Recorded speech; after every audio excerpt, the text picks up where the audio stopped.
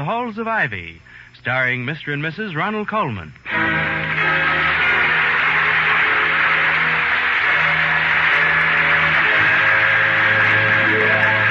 Good evening, this is Ronald Colman. And Benita Colman. Inviting you to join us again on the campus of Ivy College. And now, the Halls of Ivy.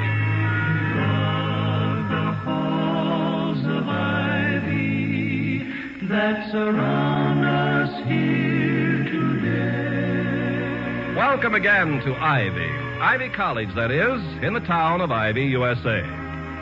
Every college president to be successful must have some talent for improvisation. And all good improvising being compounded of memory, inventiveness, and facility, the possession of these qualities makes Dr. William Todhunter Hall, Ivy's president, a gifted extemporizer. Just now, as his decorative wife, Victoria, enters the room, he's applying his knack for improvisation to the piano.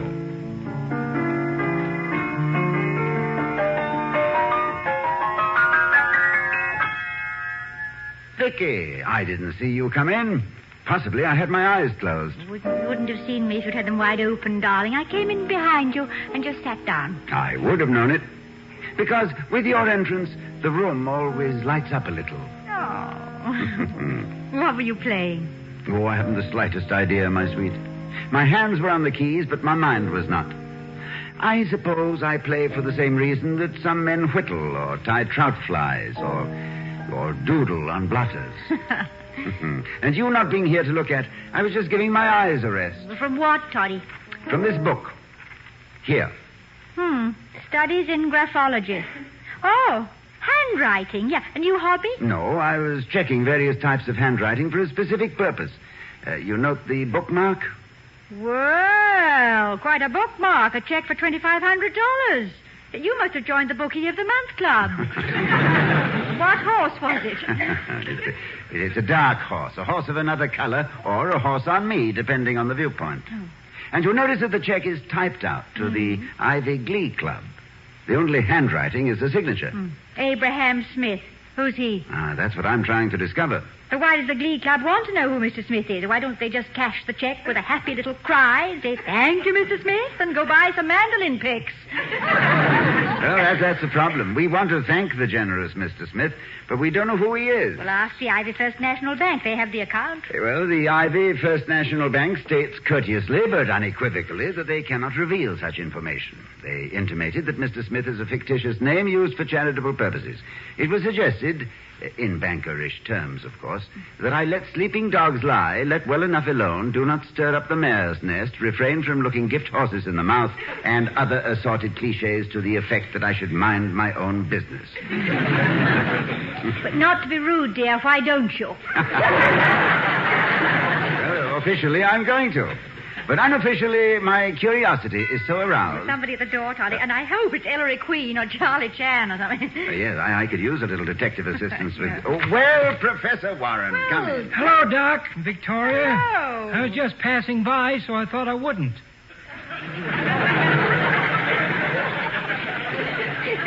Am I inopportune? I should say not. In fact, you can have a key to the front door any time you want it. Yes. Now, sit down, Professor, and let's settle a few world problems. Thanks, I will. Sit down, that is. But I'm afraid world problems will have to wait until... Ouch! What's the matter? Is there a spring loose in that chair? Nope. Seem to have sat on a book. I try to get all mine bound in limp leather. Say, studies in graphology. Yes. Who's going in for handwriting analysis? William is doing some detective work. I just stand around smoking my pipe and being elementary like Dr. Watson, you know. I'm finding it quite fascinating, Joseph, when you consider that an individual's handwriting is actually a projection of his personality, the result of... I've just thought of something. Well, why stare at me? It's perfectly permissible, even admirable, for a college president to think of something now and then. What's on your mind, son? Are you Abraham Smith?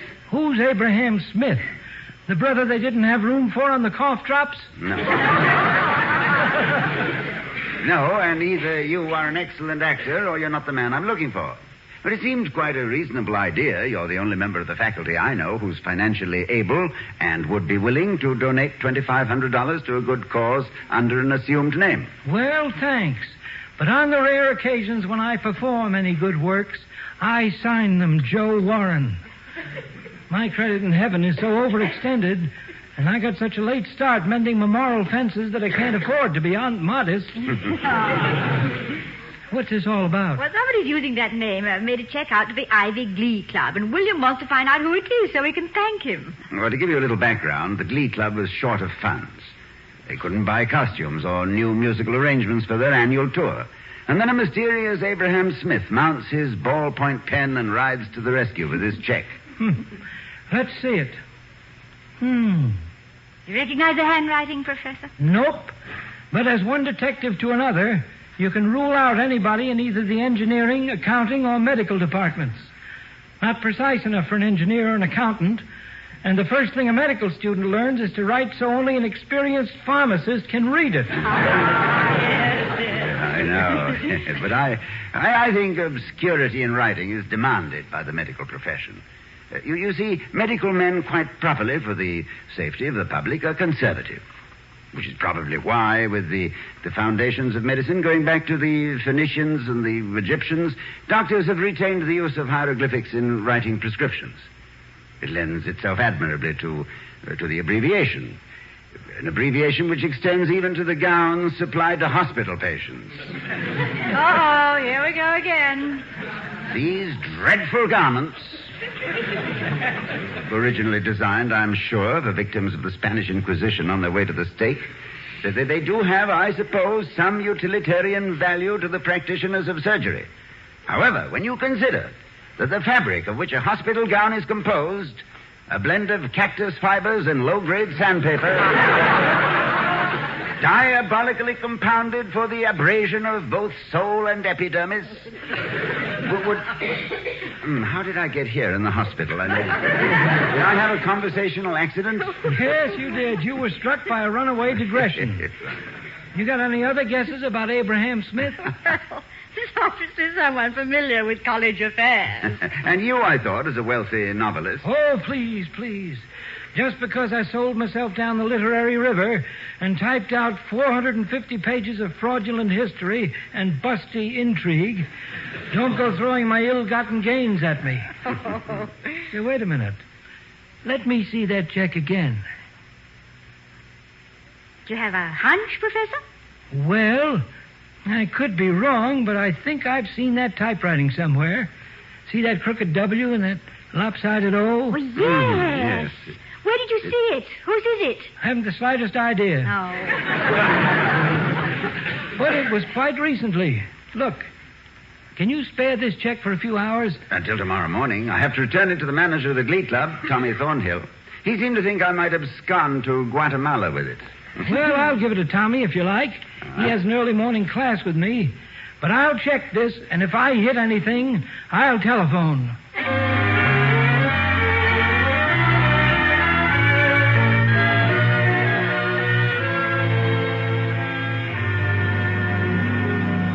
You know, I'm finding graphology very interesting, Vicky.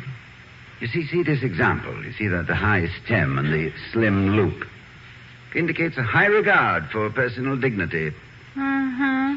Of course, if I were to comb the student body on the faculty for someone with a high sense of dignity, the search would broaden out to some 300 people. Now, on the other hand, take this sample here. Yes, dear. Now, where did I put this? See the small B with the initial hook, indicating an animated conversationalist. Do we know any... Vicky? Yes, dear. Yeah, I was listening. A sense of dignity at 300 people. I heard. Yes, darling. Combined with a strong Darvison and no small permalif on the cranivers. Or am I being mossifright and Esterbrow? That's right. Couldn't be anything else. Victoria? Yes, dear? Come home, darling. All is forgiven. I know. 300 small bees. What? Oh, I'm sorry, Toddy. I was looking for something. Have you seen my hairpins? Hairpins? Well, no, I don't think When I came in here, I had a little white cardboard box full of hairpins. I don't remember where I put them. Well, I think we can eliminate Professor Warren. His scalp is so bereft of foliage that hairpins would be tonsorially obtrusive. Yes. It was exasperating. I had the box in my hand when you were playing the piano. And then when Professor Warren came in, I set the box down somewhere.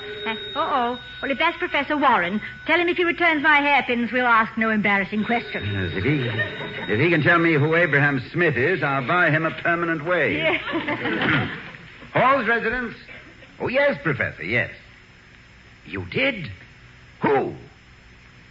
Good heavens, you're joking. Really? Well, thank you very much. Yes, I'll keep you out of it. But, Professor, I owe you a permanent wave. Which do you prefer, poodle or horse-tail? Yes, I know. I'll explain it later. Goodbye. How obvious the answer was. What? And how readily I ignored the rules of graphology. How? Well, after all, the high sense of dignity, the rapid conversation, of course. Toddy, please. What, dear? Don't do this to me. Do what, darling? What? Who was it? Mr. Wellman. Mr. Clarence Wellman. No. Yes. Quite hard to believe, isn't it? I take back a lot of things I've said about Mr. Wellman. Yet not all of them, just some. I know. But as Coleridge said, think not of his errors now. Remember his greatness, his munificence. Think on all the lovely features of his character. Let's not go mad, Anyway, Sherlock, the case is closed. The mystery is solved. And you can put on your smoking jacket and play your violin. Well, I'm sorry, Watson, but cases have been few, and I gave my violin to the landlady in lieu of rent. However, we still have the piano. Oh, my goodness, what's happened? My hairpins. What? I remember now. I put them on the edge of the piano. They must have fallen in. Well, beauty's loss is music's gain. I rather like the honky-tonk effect.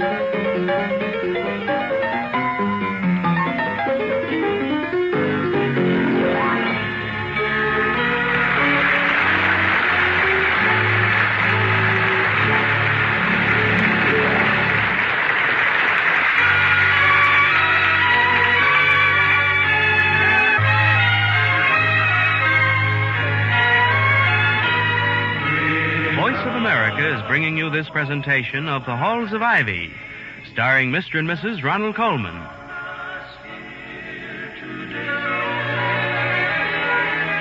As we return to the Halls of Ivy, we find Dr. and Mrs. Hall discussing Mr. Wellman, who turned out to be the mysterious Abraham Smith who sent a generous check to the Ivy Glee Club.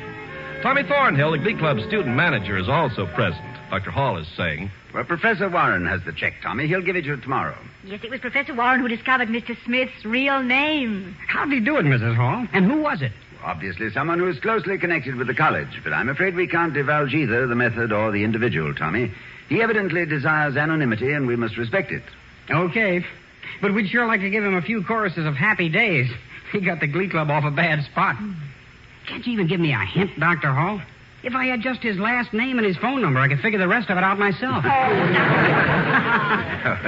sorry. For one thing, a person who goes to such lengths to conceal his generous instincts would quite properly resent our prying into his identity, however much we would like to thank him. You see, Tommy, Dr. Hall places great emphasis on good manners.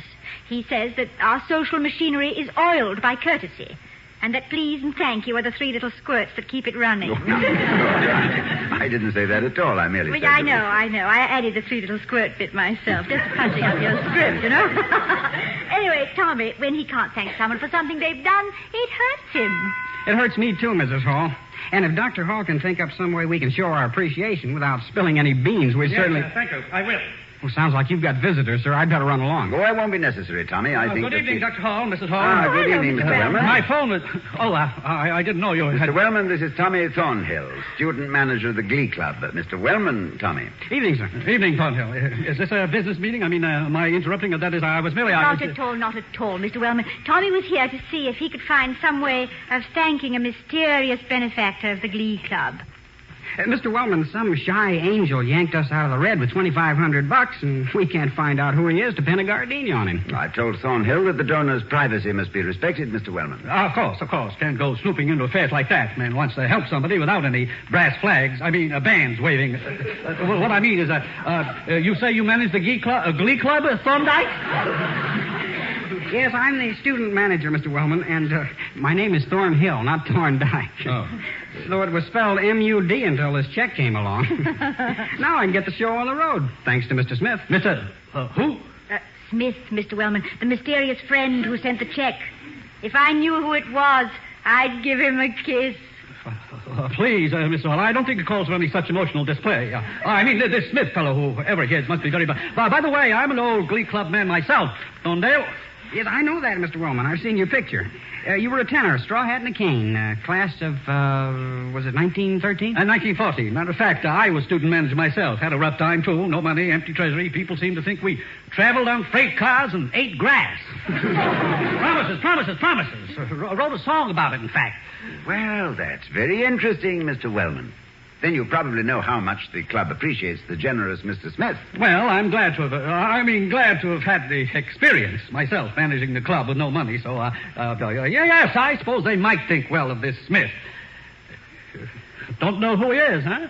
I don't, but Dr. Hall says that Dr. Hall says it must be someone who is close to the college, or he wouldn't have known about the Glee Club's difficulties. Very logical, very good thinking, but I wouldn't be nosy about it. Probably some sentimental old grad, more money than sense. By the way, Mr. Wellman, what was the song you wrote about getting all promises and no money? That.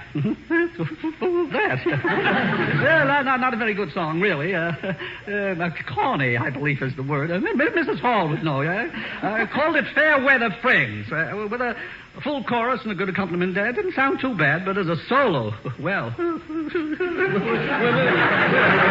With some good music available, it was like carrying coals to Porter. Well put, Mrs. Hall. Yeah, well put. Say, wait a minute. Fair Weather Friends. The one that goes like this? Fair weather friends.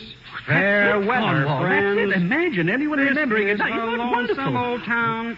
Where have you gone? Yeah, well, it's obvious, Tommy, why you're the manager of the Glee Club instead of a singing man. Now it takes a crow to find the corn for the rest of the birds, doesn't it, Tommy? How did you know about this song? Well, when it looked like we were short of money for new arrangements, Mrs. Hall, we started going through the trunks for some oldies. Somebody came up with this Fair Weather Friends, and it was great. Real barbershop stuff. Really? Well, you liked it, Thorndyke? Yeah. Oh, my goodness, I never would have imagined my song. Well, I'd like to hear the club sing it again sometime. I'm sure they'll be happy to do it for you, Mr. Wellman, if only by way of thanks. Maybe I'm a little... Thanks for what, Dr. Hall? For writing in 1914 what looks like a nice hot revival in 1952, Mr. Wellman. Yes. It's as good as a donation. Yes. Oh, yes. That.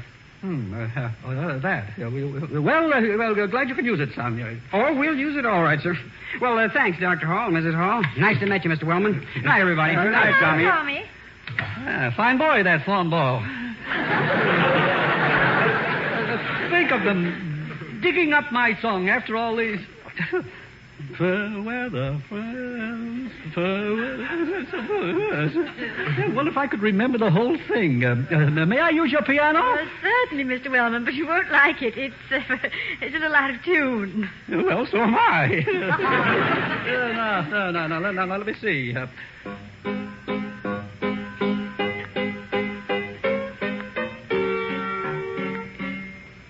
Is that me, or is it the piano? It's full of hairpins, Mr. Wellman. Hairpins? Well, of all of... I knew you had your little eccentricities, Dr. Hall, but filling your piano with hairpins is hardly a very...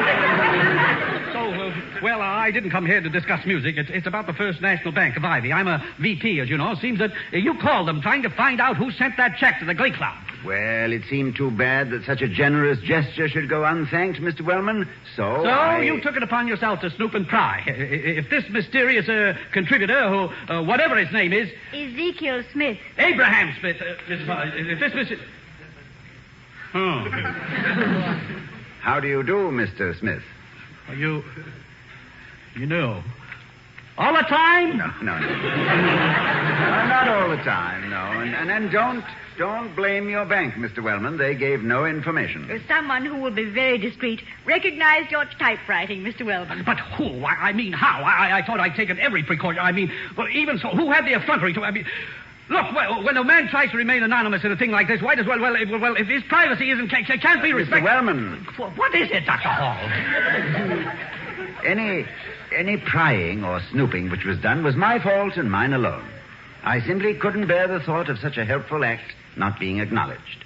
Rest assured that your identity is known to only 3 people, Mrs. Hall, myself, and 1 other. None of us will divulge it without your permission. Now, with this assurance, permit me, on behalf of the college and the Glee Club, to express our very great thanks. Well, sure nobody will... Well, I mean, if this doesn't get all over the campus, and will... you're welcome.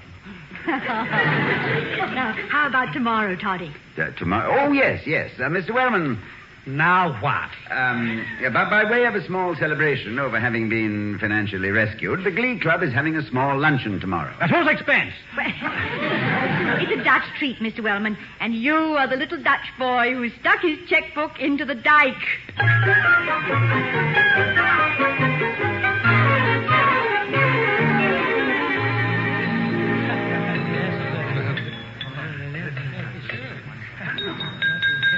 Gentlemen, if I may have a minute's quiet, please. Hey, fellas, if you don't mind, I'd like to say a few... Quiet, you lemonheads! That's a technique we haven't used at the Board of Governors, Mr. Wellman. As chairman, I've made a note of it.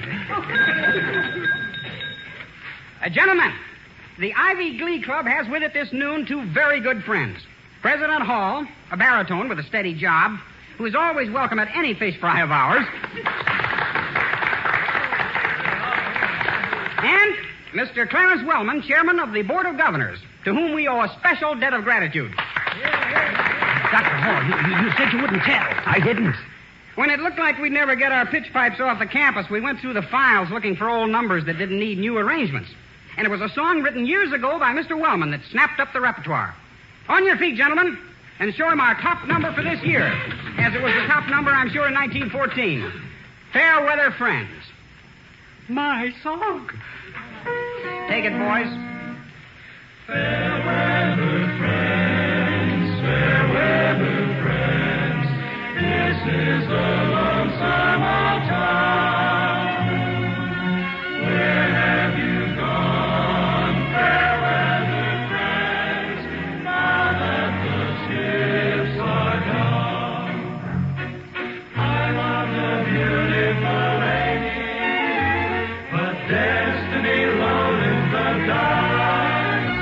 The news that my fortune had dwindled soon turned her warm kisses to ice. I don't regret that I lost her. I'm happy to know her true worth. A man with a mountain of money can still be the poorest on earth. With fair weather friends, this is a lonesome old town. Where have you gone, fair weather friends, now that the ships are gone?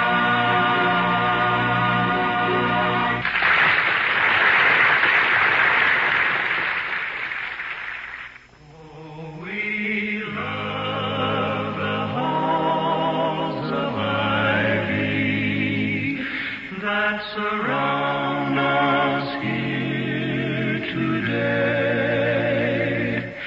and we will not forget, though we be far, far away,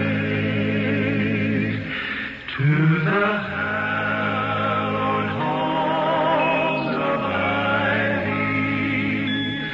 Every voice will bid farewell, and